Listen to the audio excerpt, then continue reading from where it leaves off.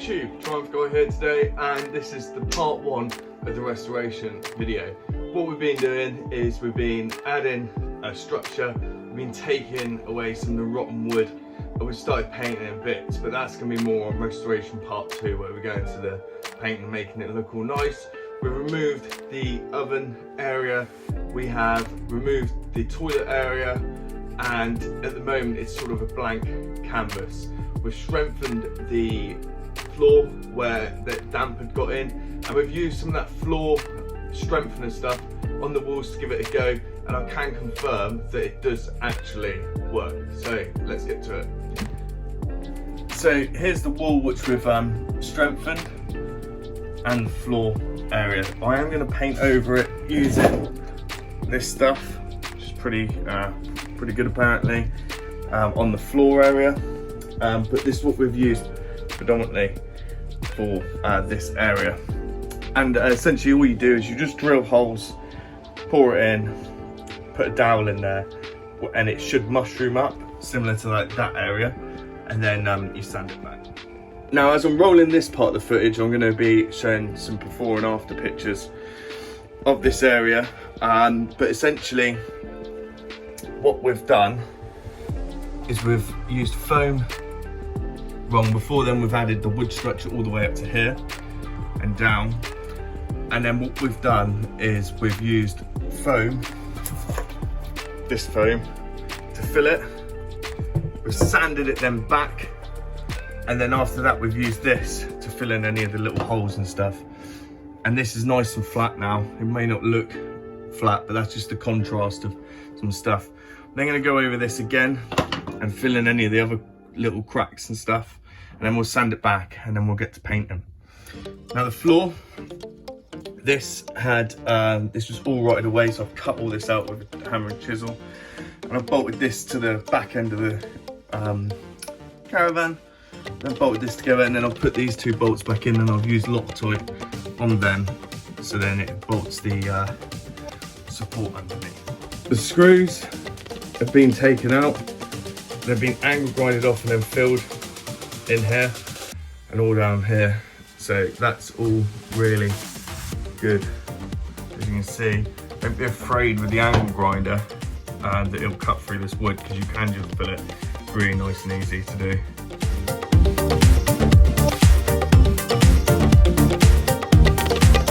The heat has been taken out, and I've added a new bit of wood there. That's just two blocks, 60 mils wide each, so 120 mils together, and then I've bolted them on. That's nice and sturdy. Support legs have been taken off and cleaned, and I'll show you the before and after pictures. Now obviously this bit of foam here needs to get gone. That was just a bit where I padded it out underneath. Although we haven't started painting it properly, we have done a patch around here where the previous owner had repaired this, but the damp had been in, so we've repaired this. We've started painting bits and bobs, and we're literally just in the experimental stage at the moment. So we've tried to paint these plastic trims with plastic paint, and we're just going to see how they come out. And then this we've primered. Some cupboards we've sanded, some we haven't. We're just in the testing phase to see how much sanding we actually have to do. Here's the other cupboards. Rivets have been drilled out, minus these ones. I am going to take them out shortly.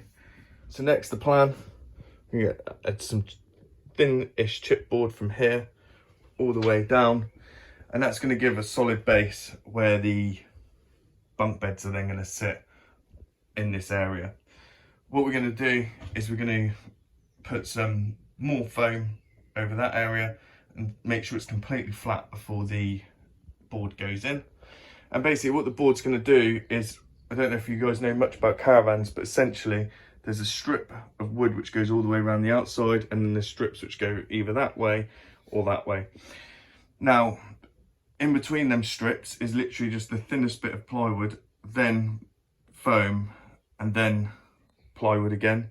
So this is just going to add structure to allow that the bunk beds corners, then the weight is evenly distributed over this back edge.